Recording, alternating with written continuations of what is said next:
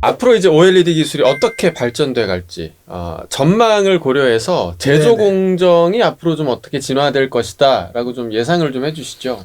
예, 전망을 고려해야죠. 제가 네. 고려대학교 교수니까.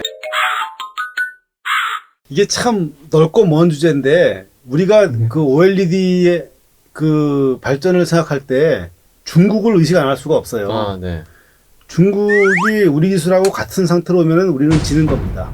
왜냐면 중국은 이제 내수 시장이 크잖아요. 인구가 우리보다 훨씬 많고, 또 막 사러 가면 사야만 되고 국민들이 이렇게 되기 때문에 우리는 계속 중국하고 이제 2, 3년의 격차를 유지하는 그러한 기술 개발로 가야 되니까 얼마나 우리가 힘들겠어요. 그죠? 그래서 그걸 고려해야 되는데, 지금처럼 유리기판 위에 OLED만 간다 이러면 벌써 이제 우리가 중국한테 2, 3년 내에 이제 따라잡혀요. 그래서 결국은 이제 기판이 플라스틱으로 가고 뭐 폴더블 폰, 그러니까 접는 폰이나 말리는 TV 뭐 이렇게 가야 되는 거예요. 그래서 앞으로 OLED의 그 전망은 그 색이나 화질도 중요하지만 이 폼팩터라고 하죠. 이 얇고 가볍고 휠 수 있고 이런 것들이 상당히 중요해집니다.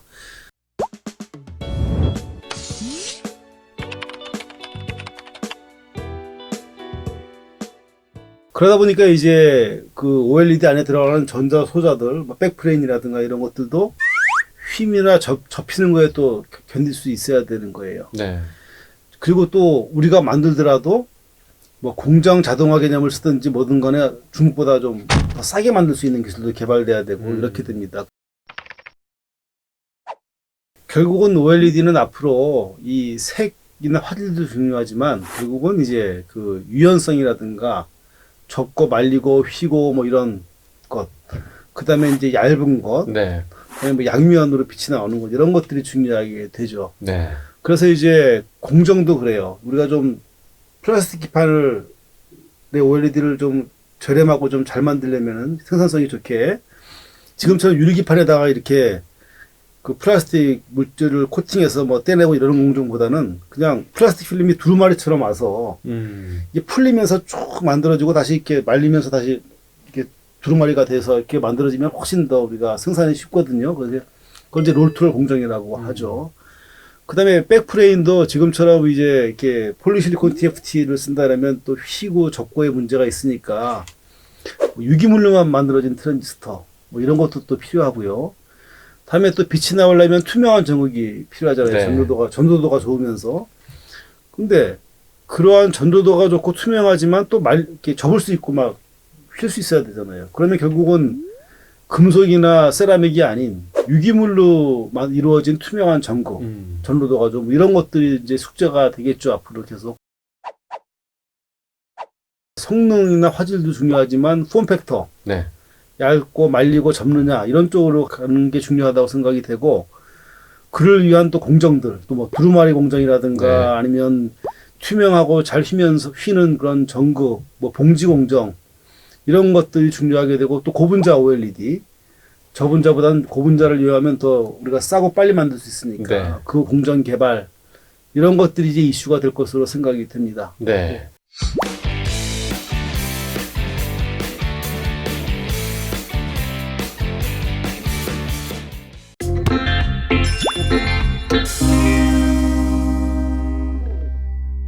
잉크젯 프린팅이 이제 주목받는 이유가 있다면 네네. 어디에 좀 있을까요? 잉크젯 프린팅은 이제 고분자 OLED에 이제 주로 쓰이게 돼요. 네. 저분자는 이제 잉크를 자체를 만들기가 어려우니까. 근데 잉크젯 프린팅은 여러 가지 장점이 있지만 대표적인 것은 재료의 사용 효율성이 높은 거예요.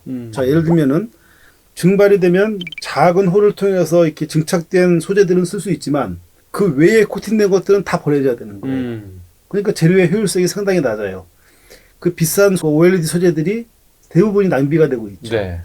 근데 잉크젯 공정을 이용하면은 우리가 이렇게 잉크젯을 쏴주어서 우리가 원하는 부분에만 이렇게 물질을 이렇게 만들 수 있기 때문에 재료의 그 효율성, 즉 버려지는 재료가 상당히 줄어듭니다.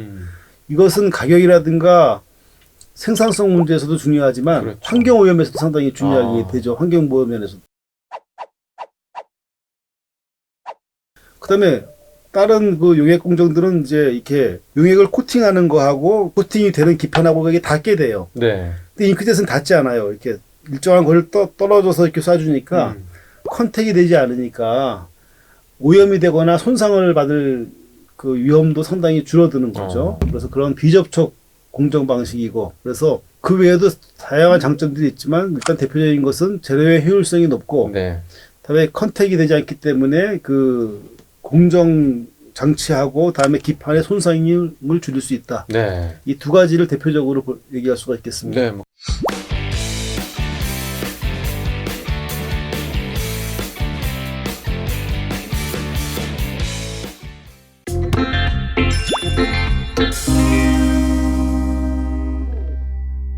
그리고 최근에 이슈가 되고 있는 이 양자점 디스플레이를 좀 뺄 수가 없는데, 이 기술이 어떤 기술인지 좀 설명을 해주시죠. 예. 사실 양자점 디스플레이는 이미 뭐 이름으로 인한 좀 논란의 여지가 있지만 QLED라는 이름으로 이미 사실 그 LCD부터 적용이 되고 있습니다. 네. 그러니까 좀 이건 길게 제가 말을 할게요. 처음에 LCD가 나왔을 때, 그러니까 OLED가 나왔을 때 LCD를 금방 이긴다고 생각했어요. 네. 근데 금방 이긴다고 생각한 여러 가지 이유 중에 대표적인 두 가지가, LCD는 그 스스로 빛을 못 내고 이게 광원을 별도로 쓰잖아요. 그러니까 검은색을 만들려면은 그 액정으로 빛을 가려서 만드는 네. 거잖아요. 그죠? OLED는 이제 끄고 꺼서 만들고. 그쵸. 그래서 우리는 그걸 대조비라고 해요. 검은색과 가장 밝은 색과 가장 어두운 색의 그 밝기의 비를 네. 얘기하는 거죠. 그 면에서 그 OLED의 상대가 안 된다, LCD가. 물론 이제 그 비가 높을수록 더 우리 선명한 화면을 볼 수 있으니까. LCD에서 로컬 디밍이라는 게 등장을 했어요.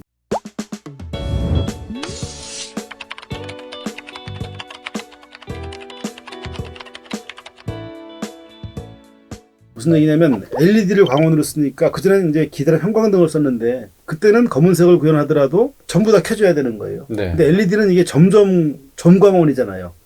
그러니까 LED를 별도로 키울 수가 있어요. 그래서 국부적으로 이렇게 검은색을 만들 수가 있는 거예요. 지금. 예. 물론 그렇다고 해서 화소 크기만큼 그 LED가 작지는 않으니까 뭐 수백 개의 단위로 이제 검은색을 구현할 수 있는 게 되겠죠. 네. 그래서 그 문제 때문에 이제 OLED가 조금 더 LCD를 완전히 이기는데 좀 지장이 생겼고, 두 번째 이유가 지금 말씀드릴 양자점이에요.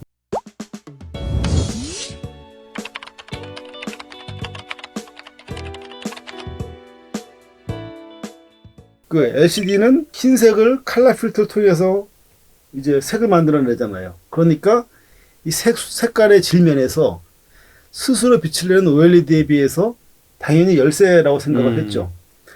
그런데 LCD에서 양자점이 적용된 이 광원을 채택을 한 거죠.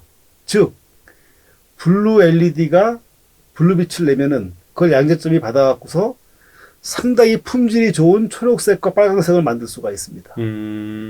그래서 그 양자점이 그렇게 좋은 색을 내는 이유는 뭐 말씀드릴 게 간단해요.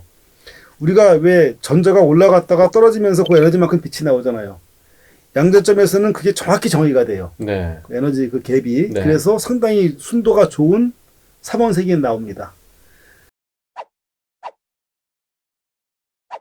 LCD가 OLED한테 바로 안 지고 지금까지 팽팽하게 겨루고 있는 이유는 로컬 디밍, 즉 LED를 광원으로 써서 선택적으로 검은색을 제대로 구현할 수 있다는 장점. 네. 근데 양자점을 적용해서 색깔의 질을 높였다는 장점, 이 두 가지가 이제 나온 거죠, 기술이. 네. 그래서 현재까지 LCD가 대등하게 이루어지고 있는데, 그렇지만 앞으로는 이것만으로는 부족해요. 그래서 이제 지금 대면적으로 가는데, 휘어지고 접히고 하려면은 이 별도의 광원이 있으면 안 돼요. 그게 없어져줘야 되는 거예요. 네, 스스로 네. 빛을 내야지 이게 유리하거든요. 네. 그러니까 이제는 LCD는 정말 힘들게 된 거예요. 특히 이제 얇게 만들고 접거나 휘는 디스플레이에서는. 그러니까 이제 OLED로 가야 되는데, 그 OLED는 유기물이잖아요. 유기물은 약해요. 네. 습기에도 약하고 수명도 약하고. 그러니까 무기물만으로써 스스로 빛을 내는 디스플레이를 만들어 보자 하는 시도가 양자점 디스플레이의 시작입니다. 그러려면 이제 스스로 빛을 내는 양자점을 RGB를 만들어주면 되는데, 아직은 그만큼 기술이 안 왔어요. 파란색 OLED를 만들고 그 위에다가 빨간색과 초록색 양자점을 설치하는 거죠. 그래서 파란색은 OLED에서 나오는 파란색을 쓰고 빨간색과 초록색은 파란색이 들어가서 빨강과 녹색으로 이렇게 변환되는 그 양자점을 써서 상당히 질이 좋은 파랑, 초록, 그 빨강을 구현하겠다고 하는 게 현재 그 양자점 OLED의 기본적인 개념입니다. 그러면 약간 혼합 방식이라고 생각할 수 있을까요? 그렇죠. 그러니까 진화하는 과정에서 제가 아까 양자점을 쓴 LCD는 첫 번째 모델이었고, 네. 그 다음에 이제 파란색 OLED에다가 초록, 빨강 양자점을 쓴 것은 두 번째 모델이고, 네. 마지막은 파란색까지 다 양자점으로만 가는 건 마지막 모델이 되겠죠. 그러면 이제 굳이 이름을 붙이자면 첫 번째 것은 QD 양자점 LCD, 네. 두 번째 거는 양자점 OLED, 네. 세 번째 건 그냥 양자점 디스플레이에 있게 되는 거예요. 그러면 두 번째 게 QLED라고 생각을 하면 되는 건가요? QLED는 엄밀히 말하면 QD 디스플레이인데 이게 참 재밌는 게 학술적인 용어하고 이게 이 브랜드하고 달라요. 양자점 디스플레이 안에 QD LCD가 있고 QD OLED가 있고 QD LED가 있다. 네. 이렇게 구분할 수가 있고요. 현재는 QD LCD는 이제 아까 얘기한 그 접거나 휘거나 말 수 있는 것에 한계가 있기 때문에 QD OLED로 이전하는 상태고, 그 다음에 이제 QD LED로 가겠죠. QD LED로 가면은 유기물은 완전히 없어지고, 그쵸. 무기물만으로 만들어진 디스플레이이기 때문에 수명이나 안정도 면에서 상당히 이제 안전한 디스플레이가 될 걸로 생각을 네. 합니다.